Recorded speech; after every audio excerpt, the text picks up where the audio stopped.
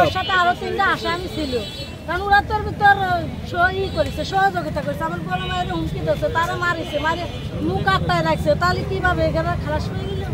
আমি চাচ্ছি যে ওরা তো দোষী, ওকারও শাস্তি হওয়া উচিত।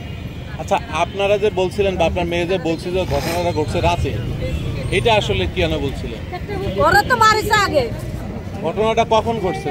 ও তো মারিছে আগে, মারেই তো ওরা বেহুশ করে দিয়ে দিছে। সেটা কখন, কয়টা?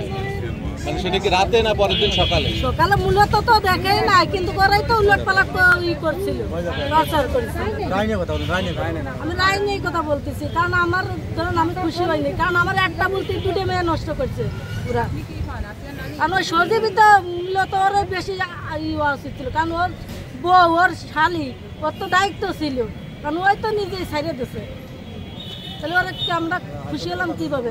আমি হাইকোর্টের কাছে আবেদন করতেছি যাতে ওর শাস্তি হয়, মূলত বেশিরভাগ সজীবী। ফৌজদারি কার্যবিধি 340 ধারার বিধান অনুযায়ী আসামি তাকে ডিফেন্ড করতে পারে। বিজ্ঞ বিচারিক আদালত এই আসামিদেরকে বিচারকালীন সময়ে বলেছিলেন যে আপনারা কোনো আইনজীবী নিয়োগ করতে চান কি না। সেই মুহূর্তে আসামিরা বলেছিলেন যে তারা এর কোনো সদুত্তর দেন নাই, অর্থাৎ তারা কোনো বিজ্ঞ আইনজীবী দিতে চান নাই।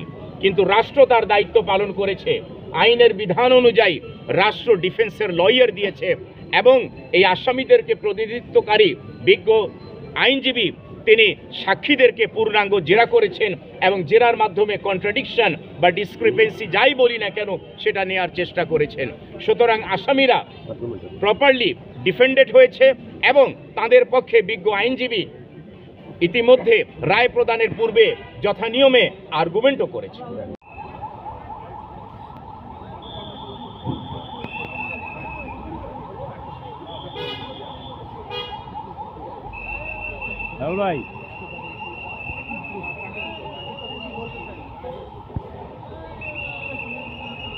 বান্ডেল থাকলে প্রতি সেনমানিতে টাকা বাঁচবে।